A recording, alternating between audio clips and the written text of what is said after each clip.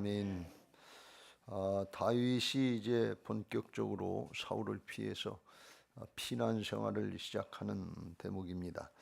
21장부터 사무엘상 31장 사울 왕이 블레셋과의 길보아 전투에서 죽기까지 십수년 동안 피난 생활하게 되는 장면을 우리가 보게 됩니다. 요나단으로부터 자기 아버지 사울 왕이 다윗을 죽이려고 하는 마음이 분명하다고 하는 것을 깨닫고 그 소식을 듣고 이제 다윗이 피하는데 노베 있는 노 땅으로 가서 제사장 아히멜렉에게 이르렀다 그랬습니다.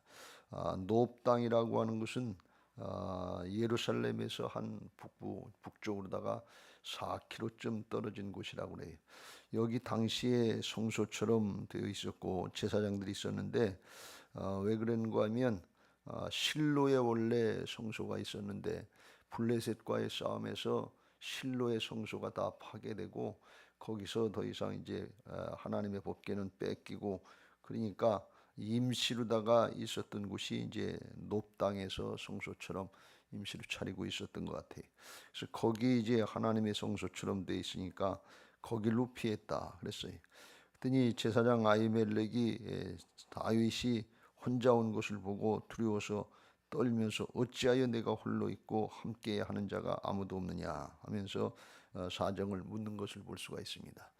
그것은 아마 사울 왕과 다윗과의 관계를 정확히 알았는지는 알 수 없지만 다윗이 사울 왕의 사이고 그래도 군대의 어떤 우두머리처럼 그렇게 쓰임 받고 하는 것을 알았는데 혼자 왔기 때문에 이게 무슨 변고가 있지 않았나 하는 그런 직감을 가지고 물었던 것 같아요. 그랬더니 다윗이 이제 왕의 특명을 받고서 특별한 일이 있어서 급히 나왔다 하면서 무슨 먹을 게 좀 있느냐, 떡 5덩이라도 좀 달라. 그래서 하나님의 성소에 일주일 동안 진설해 놨다가 안식일에 또 바꾸는 그 떡덩이를 좀 줘서 보내면서 다시 또 제사장에게 묻기를 거기 무슨 칼이 있느냐 급히 나오니라고 무기를 가지고 나오지 못했다. 그랬더니 네가 엘라 골짜기에서 죽인 블레셋 사람 골리앗이 가지고 있던 칼이 보관되어 있는데 정급하면 그걸 가져가라. 그래서 그걸 주는 것을 볼 수가 있습니다. 그때 거기에 누구가 있었는가 하면 사울 왕의 목자장이었던 목자장이라고 하는 것은 사울의 가축을 관리하는 장으로서 목자장인데 나중에 보면 이 사람이 아마 사울의 시위대 오늘날의 경호실 같은 거기에 어떤 한 우두머리 중에 하나가 아니었는가 하는 신임을 받는 사람이었던 것 같아요. 그 사람이 거기 있었다 하는 것을 말씀하고 있습니다. 이 모습을 보면서 우리가 어렵고 힘든 상황을 맞이하면서 사울과 다윗의 차이가 조금 다른 것을 볼 수가 있습니다. 조금 다른 게 아니라 근본적으로 다른 거죠. 사울은 아무리 힘들고 어렵고 사무엘 선지자를 통해서 잘못된 걸 깨우쳐줘도 하나님께로 나가지 않고 하나님 앞에 중심으로 회개하려고 하지 않는 그런 것 때문에 하나님 앞에 버림을 받았는데 다윗은 어려움을 당하니까 즉시로 하나님을 생각하고 성소를 찾는 것을 볼 수가 있습니다. 우선 급한 대로 이제 음식을 장만하려고 하고 무기를 좀 있어야 되겠다는 그런 생각도 있었지만 자기 장래가 나 이제 앞으로 불투명하니까 어떻게 될지 알 수 없으니까 하나님께 물어보기 위해서 하나님께로 나가는 것을 볼 수가 있습니다. 우리의 신앙도 이와 같이 되어야 될 줄로 믿습니다. 왜 그래요? 하나님이 주관자시기 때문에 그래요. 내 인생 내가 주관하고 내가 방법대로 살고 그래서 잘 사는 것이 아니고 하나님이 어떻게 하시려고 하시는지 그걸 깨닫고 그걸 믿는 사람들은 먼저 하나님을 찾고 하나님께 여쭤봐야 될 줄로 믿습니다. 다윗에게 그 믿음이 있었던 거예요. 우리가 또 이걸 조금 자세히 생각해 보면 하나님이 다윗을 연단시키시려고 하시는 장면 아닙니까? 이게 사울 왕이 미쳐 돌아가는 것처럼 귀신에 붙잡혀서 그렇게 하는 모습이 겉모습이지만 사단이 방해하는 모습이지만 내적으로 볼 때는 블레셋 장수 골리앗을 물리치고 인기가 충천할 때 사기가 충천할 때 뭐든지 다 잘할 것 같을 때 그때 왕 시키면 좋을 것 같은데 그게 아니다 말이지. 오늘 여기는 조금 이따 살펴보겠습니다만 다윗이 급하니까 거짓말 슥슥슥 해 나가는 걸 보세요. 전혀 다른 모습인 것을 알 수 있어요. 그러니까 우리가 하나님 앞에 이 사실을 잘 깨달아야 돼. 어떤 일이 한 번 잘했다고 해서 어느 한 면에 탁월한 면이 나타났다 그래서 모든 걸 잘할 것으로 생각하면 안 된다. 우리나라는 그런 현실들이 많잖아요. 골방에서 공부 잘 열심히 해가지고 잘해가지고서 소위 말하는 스카이 대학에 들어가면 그 출신 가지고 그것 가지고 평생을 울고 먹는 거예요. 그 사람들은 생각은 그래도 서울대학 나왔으니까, 그래도 인류대학 나왔으니까 뭐든지 잘할 걸로 생각하는데 그건 착각이다 그런 말씀이에요. 인격이 어떻게 됐는지 삶의 과정을 거쳐보지 않으면 모르는 거예요. 그런 사람들이 정치한다, 경제한다, 뭐한다, 죄를 다 짓고 문제를 일으킨단 말이에요. 이게 전혀 그게 아닌 거예요. 어떤 면에 하나 잘했다고 해서 그거 잘 하나님이 왜 다윗을 그렇게 착하고 훌륭한 다윗을 연단시키시는가? 조금만 어렵고 힘들고 죽을 고비가 있는 것 같고 어려움이 있으니까 그냥 본색이 드러나기 시작하는, 이게 인간의 한계, 죄성인 것을 깨닫고 우리가 하나님 앞에 끝까지 겸손해야 될 줄로 믿습니다. 한 번 잘했다고 끝까지 잘 가는 게 아니에요. 인격이라는 건 다져지고 연단돼서 만들어지는 것이지 뭐 하나 잘했다고 공 잘 차는 손흥민이 겸손까지 하면 더 좋은데 그건 훈련을 받고 아버지 때문에 영향을 받고 그건 아주 굉장히 탁월한 거예요. 자기 축구 실력보다 나는 겸손이 더 중요하다. 젊은 사람이 장가도 안 갔는데 이런 고백을 하는 건 이건 아주 굉장히 신앙적으로도 인격적으로도 훌륭한 거예요. 영국에서 정말 원치 않지만 가끔 정말 인종차별 받는 것 같은 그런 경우에서도 거기서 이걸 이겨나가고 거기서 역할을 해내는 걸 보면 그 신앙의 인격이 된 것을 볼 수가 있어요. 우리가 이와 같은 모습을 잘 바라보고 하나님이 허락하신 연단의 과정이니까 하나님께로부터 나온 일이니까 하나님께로 피해야 된다 그런 말씀입니다. 이게 다윗의 훌륭한 점이에요. 비록 힘들고 어렵고 부족한 점 많지만 그래도 하나님께로 갔다. 어린아이를 부모가 매를 들 때 자기가 자아가 충만하고 좀 잘하면 내티잖아요. 근데 어렸을 때는 엄마 품으로 달겨든단 말이지. 부모님 품으로 달겨든단 말이지. 이게 우리 신앙인들이 해야 될 일인 것을 믿으시기 바랍니다. 하나님이 나한테 왜 이렇게 하시는가? 힘들고 어렵게 하시는가? 하나님이 살아계시면 우리한테 어떻게 이렇게 하실 수 있는가? 하나님이 살아계신데 우리 교회 왜 이렇게 하시는가? 그런 생각이 사람의 생각으로 들어갈 때가 있는데 그때도 하나님은 좋으신 하나님이신 걸 믿고 하나님은 선하신 하나님인 것을 믿고 하나님 품으로 달겨들고 그럴수록 하나님께로 더 가까이 해야 될 줄로 믿습니다. 그게 바른 신앙 아니겠어요?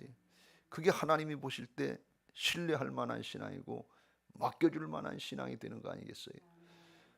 뭘 조금 은혜를 받고 복을 받고 할 땐 아유 그냥 잘하는 것 같다가 힘들고 어려우면 그냥 복 가버려지고 못하겠다고 그러면 어떻게 거기다 맡겨주겠냐.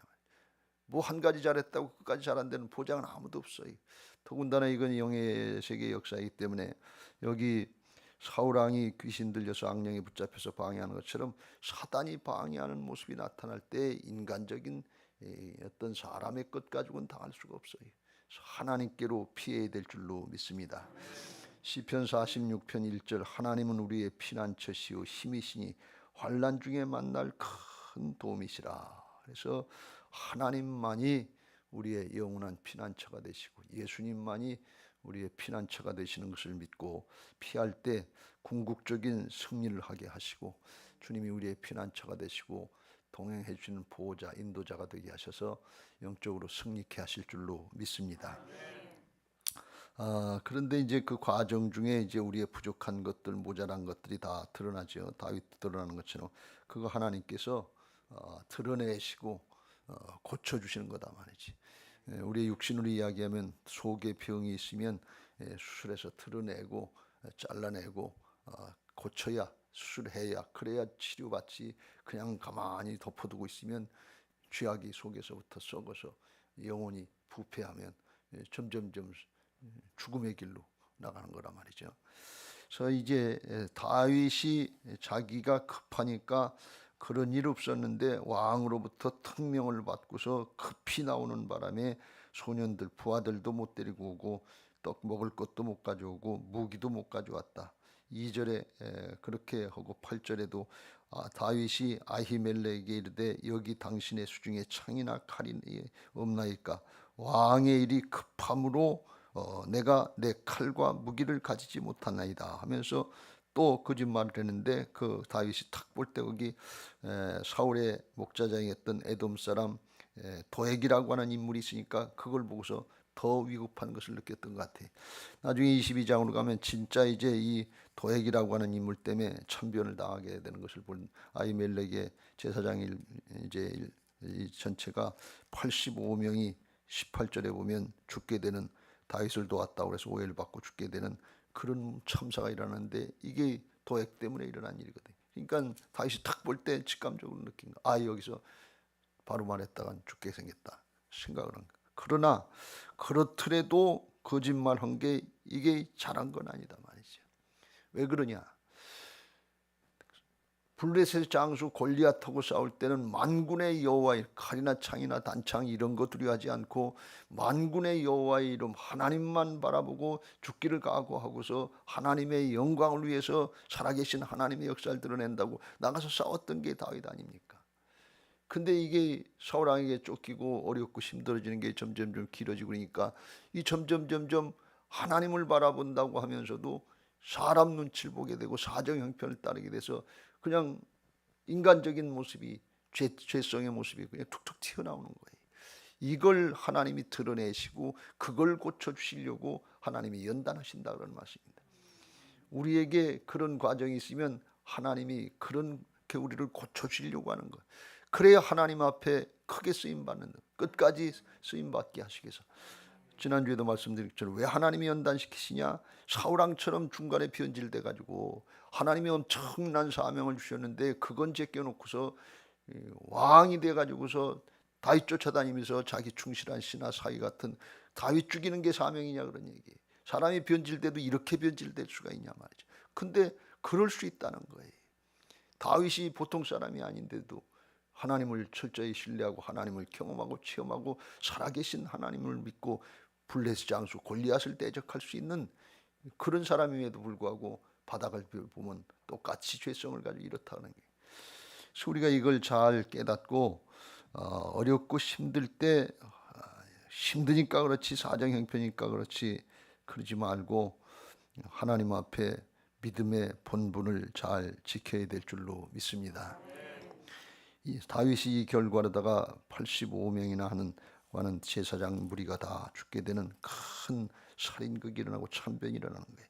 이게 왜 그러냐? 사단에게 속기 때문에 그래. 거짓말하고 그러면 이게 거짓의 아비가 사단이라고 그랬는데 거기에서는 결국 사단에게 속으면 도적질 당하고 죽고 멸망하는 그런 꼴로 나갈 수밖에 없는 거예요. 그러니까 이게 얼마나 큰 일을 범한 거냐 말이죠. 요한복음 8장 44절 너희는 너희 아비 마귀에게서 났으니 너희 아비의 욕심대로 너를 행하고자 하느니라. 그는 처음부터 살인한 자요 진리가 그 속에 없으므로 진리에 서지 못하고 거짓을 말할 때마다 제 것으로 말하느니 이는 그가 거짓말장이요 거짓의 아비가 되었습니다. 거짓말은 어디서 나오느냐? 사단에게서 나온다 그런 거예요. 태초에 아담과 하와가 거짓에 속았잖아요. 선악과 따먹으면 어떻게 될 거냐 하는 게 하와가 잘 모르 죽을까 하노라. 정령 죽겠다 그러는데 죽을까 하노라 그러니까 잘 모르는 것 같으니까 안 죽는다, 죽지 않는다 그러고 사단이 이걸 확 뒤집어 놓고서 그리고서 유혹을 하니까 하나님같이 될까 봐서 하나님이 그 못 먹게 하려고 하는 거다. 하나님을 왜곡시키니까 그걸 가만히 유혹을 받고 보니까 먹음직도 하고 보암직도 하고 지혜롭게 할 만큼 탐스럽기도 한지라 그거 따먹게 해서 죄짓게 한다 말이야. 이 사단이 하는 짓이 그 거짓으로다가 사람을 속여서 하나님의 진리, 하나님을 왜곡시켜서 그걸 거역하게 하고 불순종하게 하고 죄짓게 하는 그거란 말이지. 그러니까 여기가 다윗이 급해서 죽게 생긴 것 같으니까 그래서 그랬다고 그랬는데 자기가 살려고 그런 거 한 것 같은데 22장으로 내일 모레 이제 보겠습니다만 보면 이 18절에 보면 그날 세마포의 에봇을 입은 자 85명을 도액이라고 하는 그 인물을 통해서 사울이 죽이게 하는 것을 볼 수가 있어요. 그러니까 자기는 사는 것 같은데 제사장 무리가 다 죽게 되는 이런 큰 참변이 일어났단 말이죠. 그러니까 우리가 임시방편으로 그때 피하면 된다는 생각으로다가 나만 생각하고 그렇게 하기 쉬운데, 그럴수록 우리가 진리를 따르고 정직하기를 힘써야 될 줄로 믿습니다. 그래서 미국 사람들이 honesty is best policy, 정직이 최고의 정책이다 하는 이유가 성경적인 근거, 진리에서 나오는 거예요. 진리를 따르느냐 거짓을, 진리와 거짓과의 싸움이에요. 거짓과 탐욕에 우리가 붙잡히면 안 되고 하나님의 진리, 영원 불변의 진리를 따라서 살아갈 때 최후의 승리자가 되는 것을 믿으시기 바랍니다. 그런데 사울처럼 탐욕에 속는다든지 다윗이 거짓에 속아서 우선 급한 대로 내 안전 내가 행해서 차지할 수 있는 것으로 생각해서 순간적으로 하나님을 잊어버리는 거예요. 골리앗 앞으로 나갈 때처럼 그렇게 하나님을 생각하면 그거 이길 수 있지 않겠어요? 여기서 믿음 지키고 정직하게 했다 그러면 하나님이 골리앗 앞에서 지켜주신 하나님이 도액 앞에서 사울 앞에서 지켜주지 못하시겠어요? 지금 다윗에게 그런 부족하고 연약한 모습들, 슬쩍슬쩍 대충 넘어가려고 하는 그런 거짓된 모습들, 이걸 드러내시는 과정이다 말이죠. 그걸 고쳐주시고 그걸 깨닫게 하셔서 바꿔주시고 사람을 만드시니까, 이런 과정을 겪어본 사람은 신약의 바울처럼 나의 나된 것은 하나님의 은혜입니다, 이걸 고백할 수밖에 없는 거예요. 근데 오늘 여기 정직하다 그러는 정직해야 되는데, 왜? 진리가 정직하기 때문에 하나님의 말씀은 정직하다 그랬어요. 시편 19편 8절, 여호와의 교훈은 정직하여 마음을 기쁘게 하고 여호와의 계명은 순결하여 눈을 밝게 하시도다. 말씀을 따르고 진리를 따를 때 영적인 분별력이 바로 되게, 혼미해지지 않고 잘못 판단하지 않고 밝히 보고 밝히 판단하게 될 줄로 믿습니다. 진리는 정직해요. 어느 때든지 오락가락하지 않는다 말이죠. 마태복음 26장에 보면 예수님이 유대교 지도자들에게 신문을 당하고 그럴 때, 그때 대제사장이 그렇게 물어, 네가 진짜 하나님의 아들이냐 그렇게 물어요. 그럼 그냥 침묵하시고 가만히 계시면 돼요. 그런데 예수님이 진리를 밝히시는 것을 볼 수가 있어요. 그냥 가만히 계시면 십자가에 못 박으라고 그럴 수 없는데, 예수께서 이르시되 내가 말하였느니라. 그러나 내가 너희에게 이르노니 이후에 인자가 권능의 우편, 하나님 우편에 앉아 있는 것과 하늘 구름을 타고 오는 것을 너희가 보리라. 이걸 말씀 얘기 안 하시고 가만히 있어도 돼요. 곤란하면 그냥 가만히 있는 게 유대인들의 습성 아니에요. 그런데 이걸 진리이기 때문에 그걸 굳이 밝히시는 걸 볼 수가 있어요. 그랬더니 제사장이 옷을 찢으면서 난리가 난 것처럼 신성모독을 하는 말을 했다. 어찌 더 증인이 찾겠냐 하면서 십자가에 못 박혀 사형에 해당된다고 하면서 그 침 뱉고 주먹으로 치고, 그때부터 십자가의 길을 가게 돼요. 주님은 그걸 마다하지 않으셨다 그런 말씀. 그렇게 되면 진리를 밝히면 지금 상황이 어디로 가는 것을 분명히 아신단 말이죠.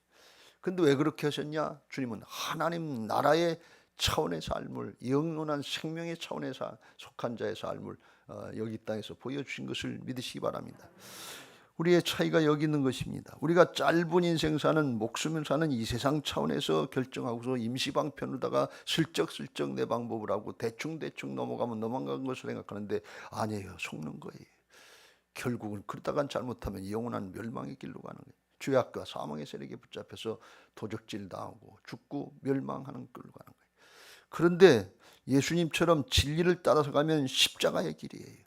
곤란할 것 같아, 손해볼 것 같거든요, 어려움 당할 것 같아, 죽을 것 같거든요. 그런데 십자가를 거쳐야 그 다음에 부활의 생명이 있고 승리가 있는 것을 확신하시길 주의 이름으로 축원합니다.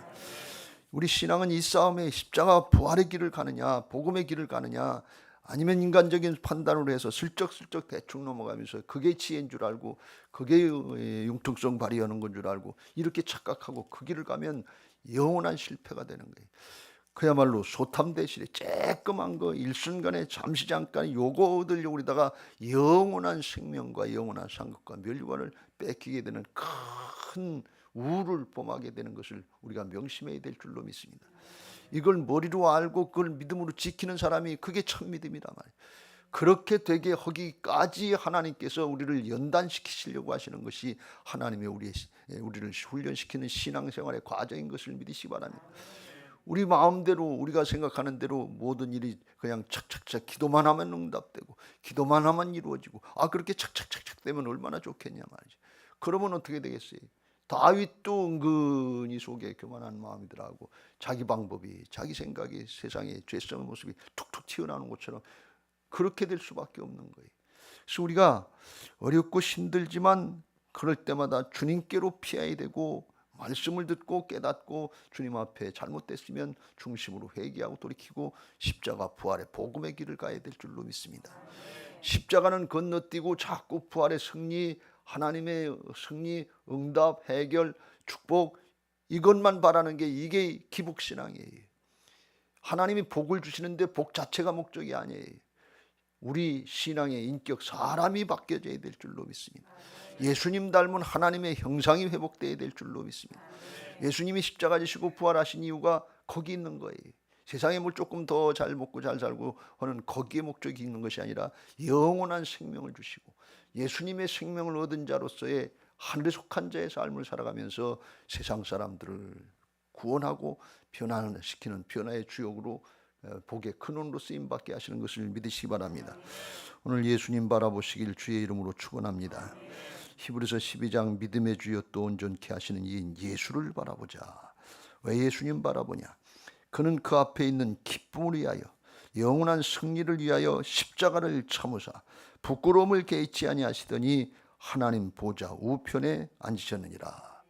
십자가의 과정, 연단의 과정을 거치지 않으면 아무도 바뀌는 사람이 없어요. 안 된 것 같지만 절대로 그렇지 않습니다. 스스로 속는 것입니다. 십자가의 과정을 통해서 말씀을 따라가려고 힘쓰고 애써야 이게 마음대로 되는 게 아니구나. 이게 내 생각대로 되는 게 아니구나. 주님의 은혜가 아니면 안 됩니다. 주여 나를 불쌍히 여겨주옵소서. 비로소 탄식하면서 바울처럼 오라 나는 곤고한 사람이로다. 이 사망의 몸에서 이 죄악의 몸에서 누가 나를 건져내 탄식하다. 그렇지 예수님이 십자가로 이 죄도 담당해 주셨지. 주님의 은혜가 아니면 나는 아무것도 할 수 없습니다. 이 고백이 나오는 거예요. 그게 우리가 날마다 주님을 바라보고 주님 따라가야 되는 길인 것을 믿으시기 바랍니다. 근데 이 길을 가면 십자가의 길이기 때문에 복음의 길인데 힘들 것 같은데 근데 그 십자가의 길을 갈 때 우리 안에 성령께서 역사하셔서 비로소 그때 참 평안을 얻게 되고 하나님이 진짜 좋으신 분으로 믿어지고 깨달아 주님과 동행하는 역사가 그때부터 열려지게 되는 것을 믿으시기 바랍니다. 그게 예수님의 초청의 말씀이에요. 수고하고 무거운 짐진 자들아 다 내게로 오라. 내가 너희를 쉬게 하리라. 수고하고 무거운 짐이 죄악의 짐이거든요. 내가 주인 노릇하고 내가 하나님 노릇하면서 하려고 했는데 이게 안 되거든요. 그래서 주님이 말씀하시기 나는 마음이 온유하고 겸손 예수님께 배우라는 거예요. 예수님의 성품이 온유하고 겸손해서 말씀대로 하나님 따라가는데 나의 멍에를 메고 내게 배우라. 그리하면 너희 마음이 쉼을 얻으니 나의 멍에가 뭐냐? 예수님처럼 십자가의 길을 가라 그런 얘기예요. 믿음의 주여 온전케 하시는 예수님 바라보면서 십자가를 거쳐서 승리의 길로 나가라 그러니 그 길로 가려고 그러면 맨 처음엔 두렵고 떨리고 자기를 쳐서 복종시키는 게 하기 싫고 육신의 옛사람의 모습 때문에 죽기보다 싫은 것 같은 이런 감정도 들하고 뻗대고 성질도 나고 화도 나고 분도 나고 그러는데 그거 쳐서 복종시키면 성령께서 우리 안에서 참 평안을 주시고 주님이 함께 하시는 역사들 그때 누리게 될 줄로 믿습니다. 그때 변화의 역사가 나타나는 거예요. 근데 우리는 십자가를 건너뛴 부활, 십자가를 건너뛴 승리, 십자가를 건너뛴 문제 해결 그런데 그건 나중에 자기 의로 끝나요. 내가 이렇게 했으니까 됐지. 내가 잘했으니까 됐지. 이거 큰일 나는 거예요. 마귀에게 붙잡힌 거예요.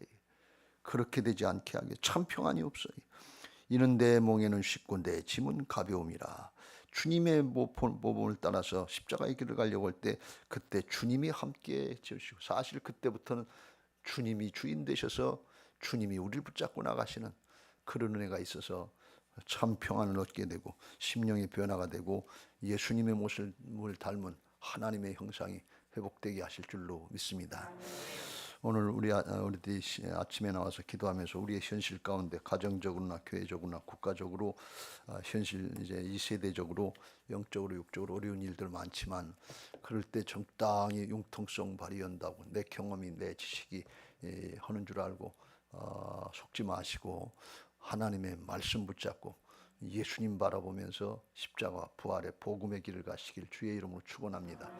그럼 아주 영원토록 복된 신앙이 되게 하시고 생명력 있는 신앙이 되게 하셔서 나도 살고 다른 사람도 살리고 나도 변화받고 다른 사람도 변화시키는 복의 근원 변화의 주역들이 되게 하실 줄로 믿습니다. 이제 받은 말씀